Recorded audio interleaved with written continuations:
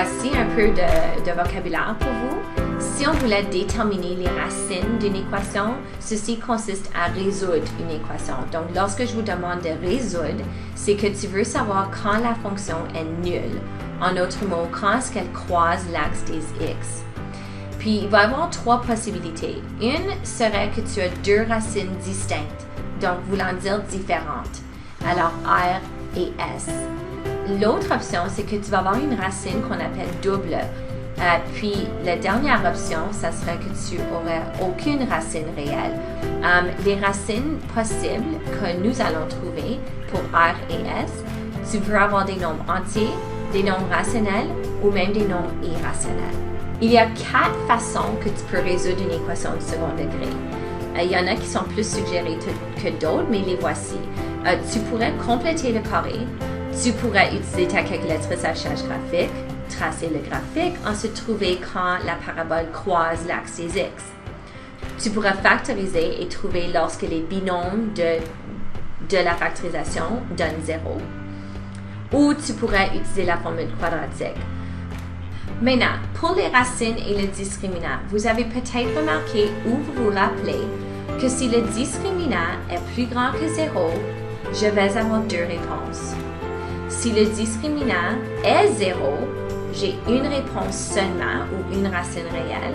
Et si le discriminant de la formule quadratique est négatif, j'ai aucune racine réelle.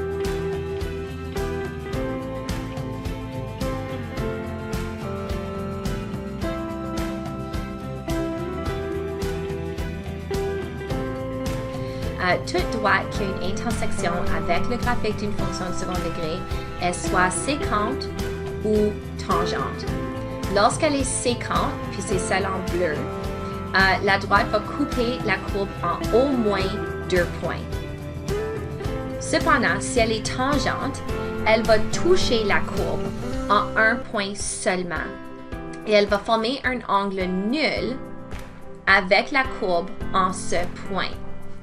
Voici les 3 possibilités d'intersection entre une fonction affine et du second degré. Elle peut avoir 2 points d'intersection, donc la droite est sécante. Elle peut avoir 1 point d'intersection, la droite sera donc tangente, ou elle pourrait avoir aucun point d'intersection et dans ce cas-là, il n'y a pas de nom.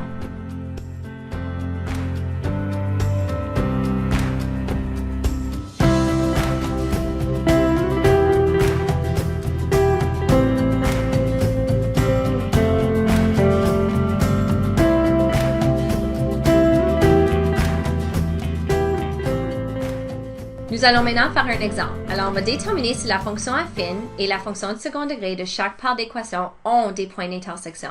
Si oui, nous allons déterminer les coordonnées.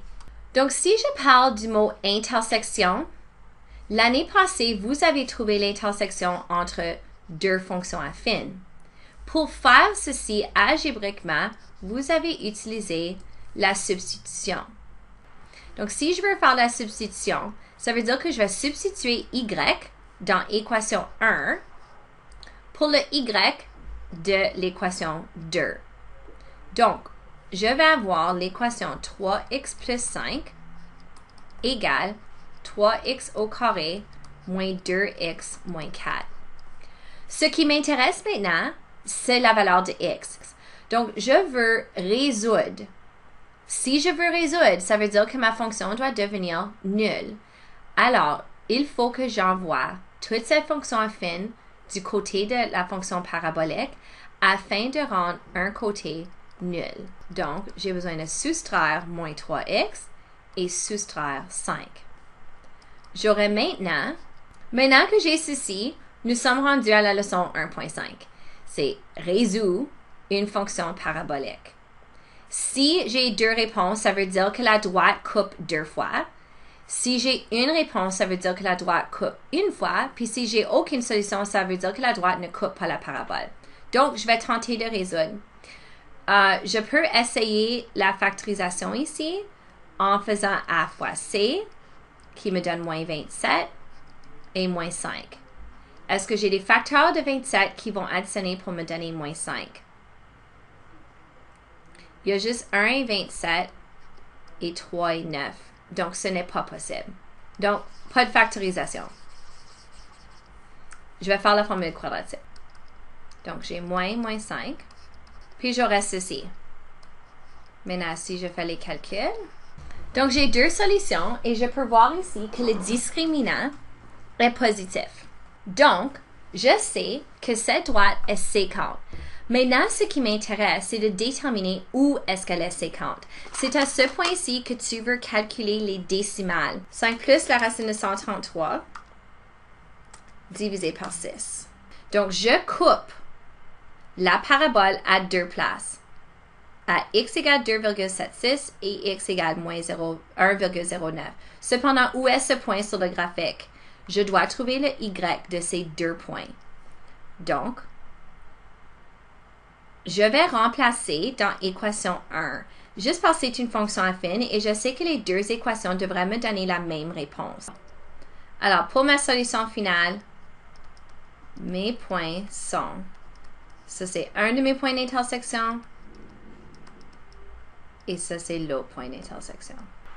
D'essayer algébriquement, exemple 1, B, alors y égale moins x moins 2, avec y égale moins 2x au carré plus x moins 3.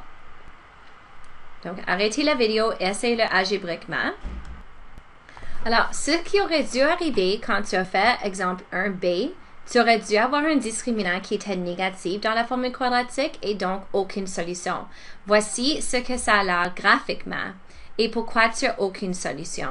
C'est parce que la droite ne croise pas la parabole. Pour que la droite puisse croiser la parabole, il aurait fallu que la droite change d'équation. Donc, soit qu'elle descend ici afin de croiser la parabole, ou elle aurait pu croiser peut-être à un point seulement, comme juste là, ou elle pourrait aussi changer de pente. Puis ça, je pourrais faire une rotation et jouer avec un peu. Mais lorsqu'elle est en haut de cette équation ici, elle ne va jamais croiser la parabole et tu auras toujours aucun point d'intersection comme solution.